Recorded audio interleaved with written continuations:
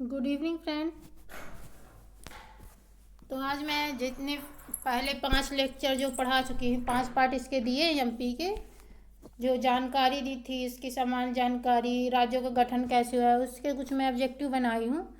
ये सभी परीक्षाओं के लिए बहुत उपयोगी हैं। ये ऑब्जेक्टिव क्वेश्चन।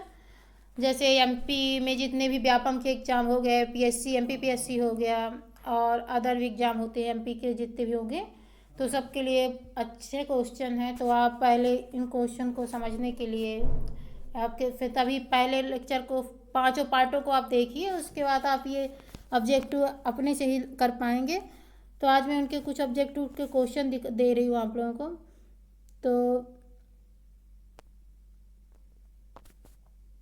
जैसे ये हो गया,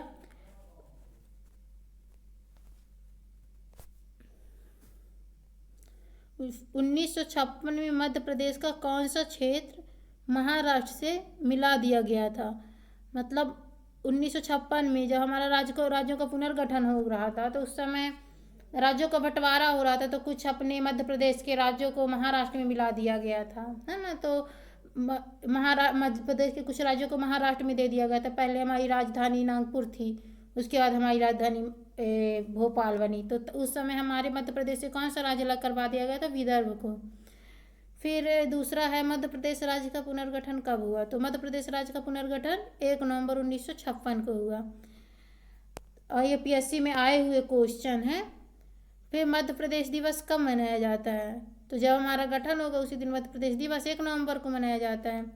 मध्य प्रदेश में छत्तीसगढ़ के गठन के पश्चात कितने जिले बचे? जब छत्तीसगढ़ का गठन हुआ था उस समय कुल 43 जिले थे, लेकिन गठन के पश्चात 16 जिले छत्तीसगढ़ को दे दिए गए थे, और जो शेष बचे थे वो कितने जिले बचे थे? 45 जिले बचे थे। फिर इसके बाद हम देखेंगे वर्ष 2008 में मध्य प्रदेश में 2 नए जिले गठित किए गए। कौन कौन से नए जिले गठित किए गए?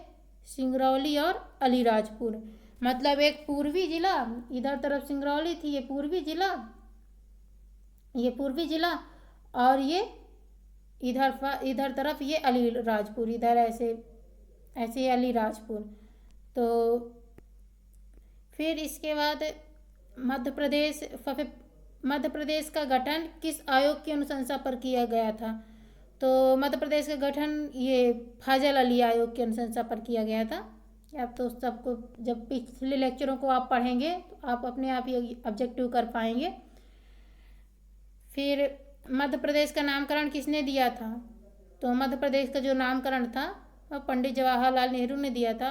मध्य प्रदेश गठन के पूर्व राजधानी, मैं अभी पिछले उसमें बताई हूँ ऑब्जेक्टिव में, जब हमारा मध्य प्रदेश का गठन नहीं हुआ था उस समय हमारे मध्य प्रदेश की राजधानी नागपुर थी, और अब ये नागपुर को महाराष्ट्र में मिला दिया गया है। तो मध्य प्रदेश को 1956 से पूर्व क्या पुकारा जाता था? जब हमारे राज्य का गठन नहीं हुआ था उसके पहले हमारे मध्य प्रदेश को क्या पुकारा जाता था? मध्य भारत के नाम से पुकारा जाता था। मध्य प्रदेश के गठन 1956 के समय कितने जिले थे? बताई थी अभी मैं पिछले ऑब्जेक्टिव में कि जब मध्य प्रदेश का गठन हुआ था, जब पहले हमारे 43 जिले थे 1956 के समय। फिर उसके बाद जब मध्य प्रदेश के गठन हो गए तो 61 जिले हो गए। फिर जब छत्तीसगढ़ का बंटवारा हुआ तो 16 जिले छत्तीसगढ़ में चले गए और 45 जिले बचे। लेकिन जिस समय बंटवारा नहीं हुआ था, गठन हुआ, तो उस समय कुल 43 जिले थे, और जब बंटवारा होने के बाद 45 जिले बचे। फिर मध्य प्रदेश का 10वां संभाग कौन सा बना था? जो 10वां संभाग है वह शहडोल बना था 2008 में। मध्य प्रदेश का कौन सा संभाग क्षेत्रफल की दृष्टि से सबसे बड़ा है? जबलपुर। यह क्षेत्रफल की दृष्टि से ही नहीं बल्कि जनसंख्या की दृष्टि से भी सबसे बड़ा संभाग है। फिर मध्य प्रदेश के मुख्यमंत्री ने किस जिले को भारत का सिंगापुर बनाने की घोषणा 2008 में की थी? किसको? सिंगरौली को की थी। फिर राज्य पुनर्गठन से पूर्व मध्य प्रदेश को किन किन नामों से जाना जाता था?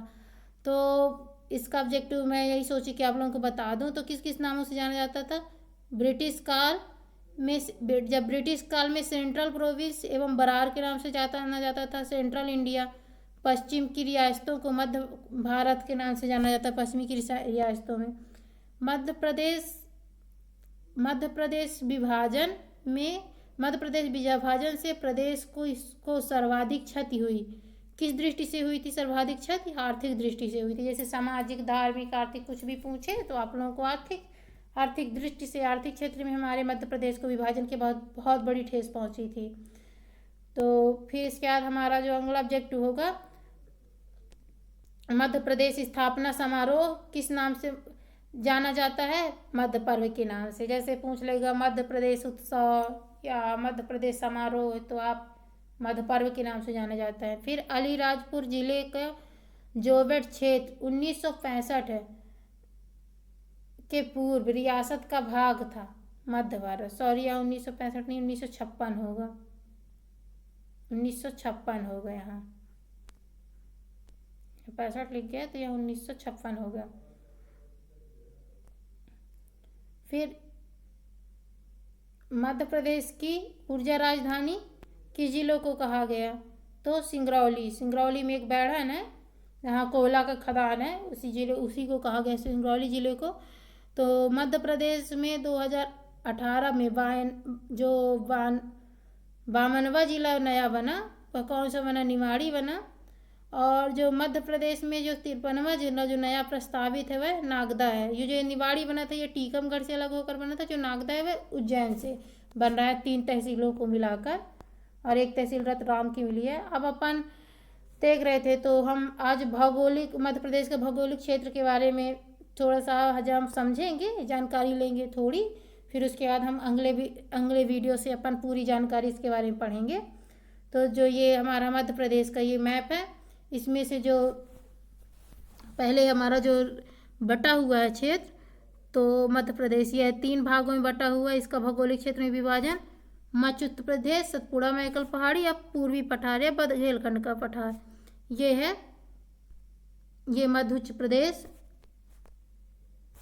यहाँ से ये मध्य उत्तर प्रदेश, ये पूरी नर्मदा, ये सोन घाटी, यहाँ से लेके ये पूरा ये मध्य उत्तर प्रदेश है। और ये सतपुड़ा मैकल पहाड़ी और ये बुंदेलखंड का पठार, ये इतना, और ये सतपुड़ा मैकल पहाड़ी, ये भौगोलिक क्षेत्र में। अब जब मध्य प्रदेश का जो मध्य उत्तर प्रदेश है तो वह 5 भागों में उसको विभाजित किया गया है। कौन कौन सा? जो मध्य भारत का पठार, उसका क्षेत्र कितना है? 10.68%। कितना है? 10.68%। दूसरा है मालवा का पठार, 28% है। तीसरा नर्मदा सोन घाटी, 26% है। और जो ये रीवा पन्ना का पठार है,